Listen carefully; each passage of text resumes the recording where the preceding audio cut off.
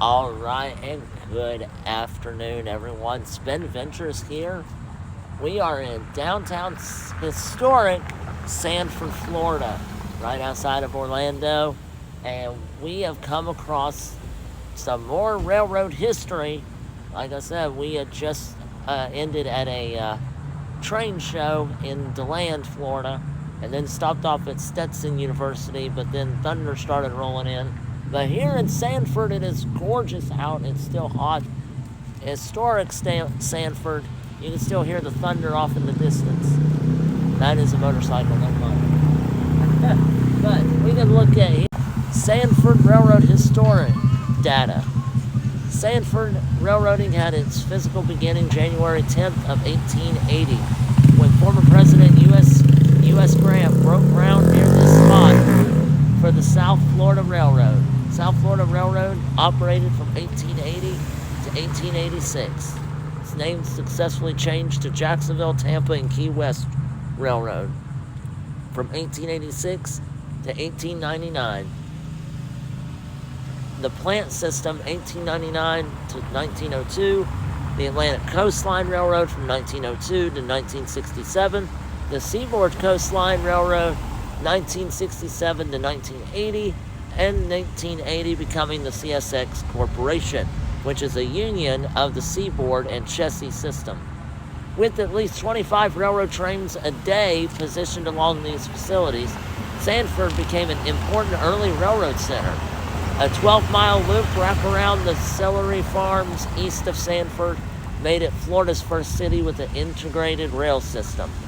The state's largest railroad ice plant at the Rand Yard allowed farmers to ship celery and other produce nationwide, making Sanford the celery capital of the world. Today, in 1995, Sanford is the southern terminus of Auto Train. The other side of the marker shows locations of important transportation site of the 1890s. Well, let's check this out then. Oh, here is the map. South Florida, you have one. There it is, right on the river at Lake Monroe. South Florida Railroad Depot, which is right here. And you have number 3, which is the plant investment building.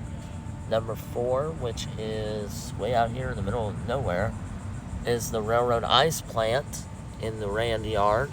Railroad shops were down here by the tracks. South Florida Railroad line to Jacksonville is here. Jacksonville Yard, Tampa and Key West Railway line. Number 7 was to Eustis, Florida, which is down here. Number 8 was to St. Pete, the Orange Railway line. The Orange Belt to Sanford Sunrail, the Lynx bus. And to Tampa, also South Florida Railroad line. And to Oviedo, Sanford and Indian River Railroad, which is right down here. So all the lines connected. The Sanford Railway historical data here, and also right here, it's called Henry's Depot. Now Henry's Depot was an old this building right behind me here, or right in front of me, is the old depot of the train of the Florida Southern Railway. As it connected here in Sanford and traveled to the south. But here now it is it's called Henry's Depot of Sanford, Florida, and this place is off the rails. And it's got a bunch of ice cream places, restaurants, cafes, and bar. So we're going to go ahead and check out this building up here and look inside. And of course, as you can see, the streets are not paved with cement. They are actually a brick road, like it was way back then. But now we're going to take a look inside the Henry Depot food and bar. You can see the old railroad crossing sign up here, and a lounge area. The old railroad crossing sign. I knew the minute I saw this big old banner hanging out on the side of the depot, I was like, oh boy. I got really excited, only because of my fascination with trains, but also history, American history and Florida history. Let's take a look inside. Already inside the building, you can see the Orange Belt Railway, 1992 in Sanford, Florida. This is the first street in 1947 in Park Avenue.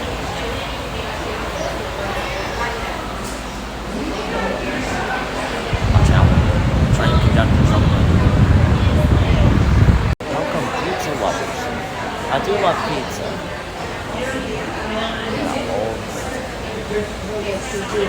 It doesn't look like it's open at the moment, but it does smell good. There's an old train on the wall. I love that train on that old train picture. Since we can keep moving along, I think, as we make our way down towards the historic district of Sanford.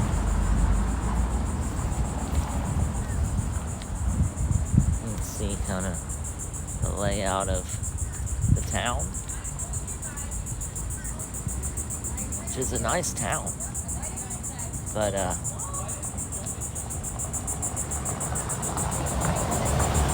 find out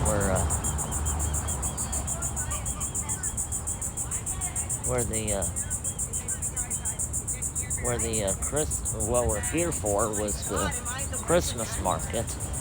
We're gonna find out where that is, but we're gonna keep going straight down Main Street, and we'll look and find out where it actually is on our route. But here, I have found a pizza place. We're gonna try just right down the street from the depot. Not very far. We're gonna go in here and have a look and see what they have. All right, so overall, Sanford is a very historic town, which I absolutely love. It's the history is just phenomenal. Very, like I said, it reminds me a lot of Savannah, but Savannah, Georgia you are living history. Just with all the attractions, all the stuff that you see along the main streets, and from the parks to the historical sites to the museums to even just walking on the streets is just you are living history when you're in Savannah. Sanford, it's got that vibe to it. It's got that something special when you're here in Sanford. So, but we're making our way to East 1st Street. That's where the Christmas in July festival is. And we are going to over to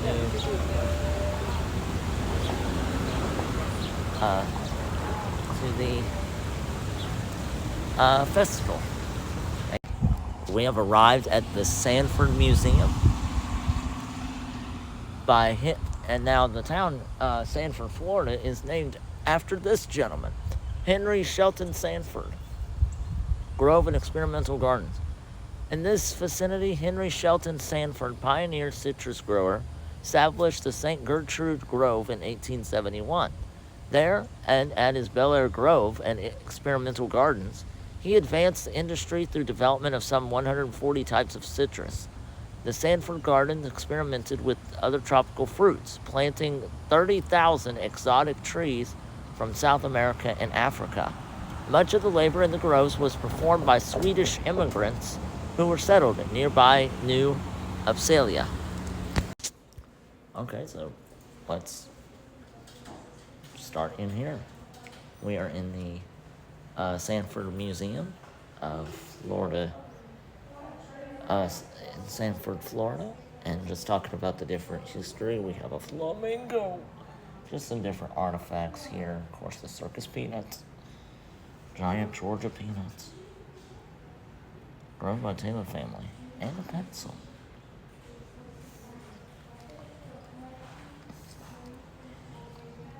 Of course, like I said, the Sanford is known for their railroad, just like this little lumber car here, carrying some celery.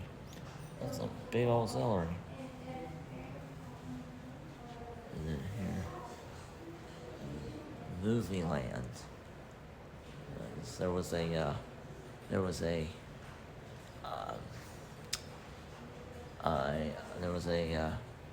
movie theater called Movie Land.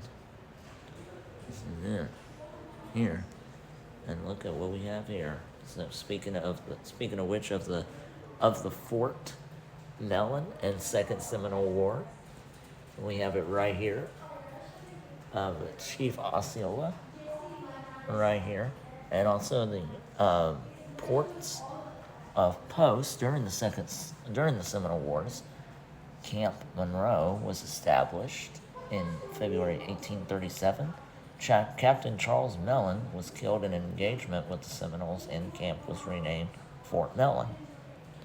So it was a camp. There's some objects that were found near Fort Mellon right here. As you can see, it's a different buttons and military uniform. Lead musket balls are number 2 right here. Musket balls. 5 was the shards of a glass black bottle, 1830. Of course, you have some of the broken pottery and nails. Number 10, pocket knife. And a sword taken from which supported the Mellonville Masonic Lodge, which became the Sanford Lodge, number 62. Through here is the town of Sanford, and it's purchased at 12,547 acres from General Joseph Finnegan, for $18,200. Sanford believed Lake Monroe could be the harbor, and that a major city would rise on its banks. See, this is a Dumpty level. The instrument was made in 1950 by Kuffel and Ezra Company in New York. Surveyors use Dumpty levels to determine elevation. Be attached to a tripod similar to the transit you see at your right. That was a tripod made out of wood? Okay. So we have a tripod. It would mount probably up here somewhere, is where the Dumpty level would mount. Kind of see how Sanford, the city of Sanford, has grown and thrived throughout the years. Of course, here you see a little bit of the old typewriter, of course, the old typewriter, and of course you see. It was presented to Julia Chase, Miss Randall, by Girl Scouts of America for her work in scouting of Florida. Of course, Sanford was known for its celery import. So, you've got a railroad for Celery City. Collectively dubbed the Celery Belt Line. 2 lines service the city. Let's talk about the railroad communities, providing more conveniently located stops for produce growers around Lake Monroe and Jessup. There's the book. Some of the signatures that brought in celery from the railroad and to drop off deliveries to different places around the city of Sanford, Florida. But some of the pictures here. Of course, not only did Sanford have a extenuous railroad line, they also were very known for their fire department. Fire department here in Sanford is very well known here as the Genderville Volunteer Fire Department served a small community to the south of Sanford before creation of Seminole County Fire Department. So we're in Seminole County. See some of the outfits and uniforms that they would wear to go put out the fires. One of the oldest fire departments in Florida. The department was established in 1870. The city of Sanford organized Hook and Ladder Company number 1 and Hose Company number 1.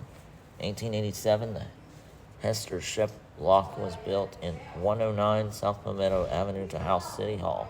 Sanford Police Department, Sanford Fire Department. The Sanford Fire Department continued to use Palmetto Avenue Firehouse until 1974, when the fire trucks had become too large to maneuver out of the building. Oh, there you go. Fire trucks got too big, you got to move into another building so you can house those big trucks. And those are some of the badges and buttons and patches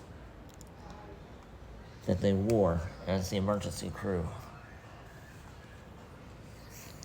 It says that the first firefighter was killed in action was Harry Ashton, who died at the age of 21 in 1888 when he fell through the floor of the DeForest Block, 1st Street, while fighting a fire.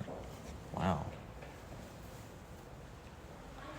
And then, of course, as we move on to aviation, now, we're going through all kinds of travel here. It's literally a travel museum as we go from the railroad to fighting fires, and now we're soaring with the Navy and the Navy Flyer.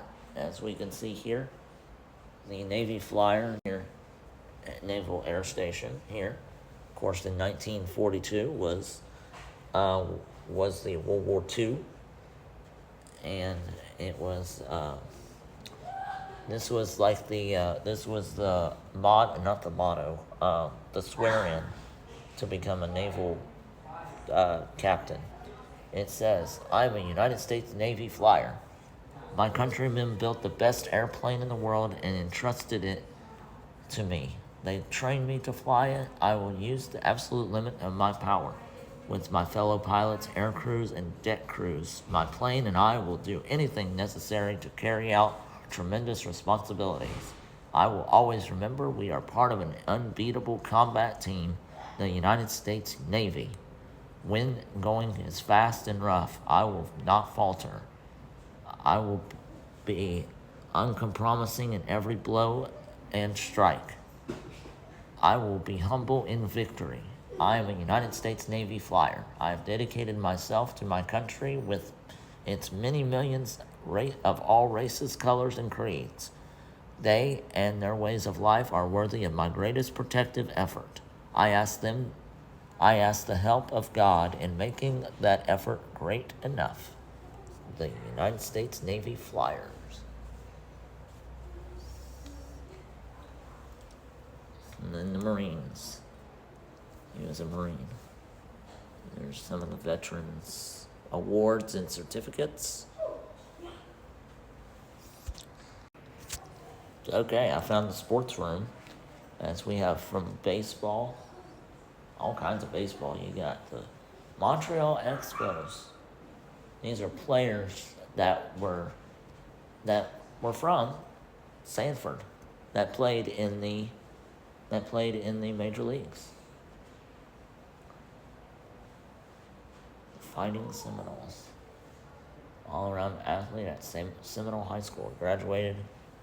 Tim Raines. He graduated in 1977. That's a nice shirt, too. Of course, Raines, he played for the Montreal Expos a while back. He also played for another young man played at the New Orleans Saints. And another one, Jeff Blake, played for the Cincinnati Bengals. He was the quarterback back in the 70s. Also Arizona Cardinals.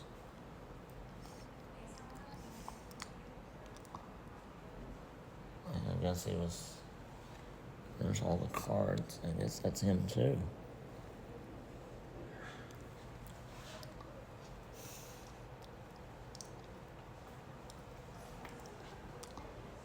Jeff Blake, he had a bag. That's cool. That's a cool bag. That's his own bag. And then, of course, he played an Emory Blake, which is the son of Jeff Blake, played at Auburn. Auburn University Tigers. It's a real helmet, too, by the way. And then, of course, he had the Alvis Whitted. Alvis Whitted played for the Jacksonville Jaguars. Here you got the softball team. You got his 3 generations in the NFL. Jeff Blake and his son Emory. And go on before that. So this is Henry at Sanford, 1891. That was his last photograph taken. Belonged to Nancy. Yo sabía que era él. El rocking chair belonged to Nancy. She Yeah, that's a young original one. with cloth woven And here we have horse hair. Shelton. This is Nancy, mother of Henry. You got Nancy Bateman, Shelton Sanford, that's one name. Of course, here you got Nehemiah Curtis Sanford. They're all artwork painted, acrylic paint. You have this is Henry Sanford. At age 18, you got Nancy. And there's Henry again. He was a bit older. You're the one. You're the one. You're the one. Her? Yes, this was her. And this is his library. This is Henry Sanford's library. It's gonna kind of look around here. This is really neat. There's Henry Sanford there.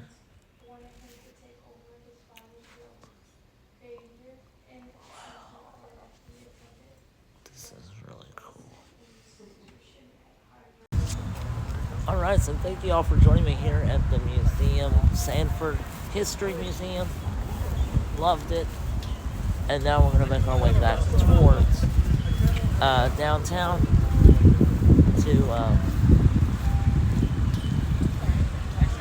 to get some food and see any offerings they have for Christmas in July. I had been sadly mistaken that the Christmas in July, I thought it was like a big market and not just random businesses doing sales in Florida, in Sanford. But I'm really glad I came here. This is a really neat town. Like I said, it reminds me a lot of Savannah just because of the lake right here. It reminds me of like the Savannah River on the Riverwalk. But overall, I right now I'm actually enjoying this. This is why I love to do what I do on the weekends. It's just coming to different small towns, coming to different just places, historical places like Sanford, Savannah, going to Fort Meade, going to different like Florida historical sites. And like I said, the one right, this is Fort Mellon Park. To commemorate the 100th anniversary of first settlement on the shores of Lake Monroe, named Fort Mellon in memory of Captain Charles Mellon, who died in defense of the fort, subsequently known as Mellonville and later known as Sanford. will be the city of Sanford.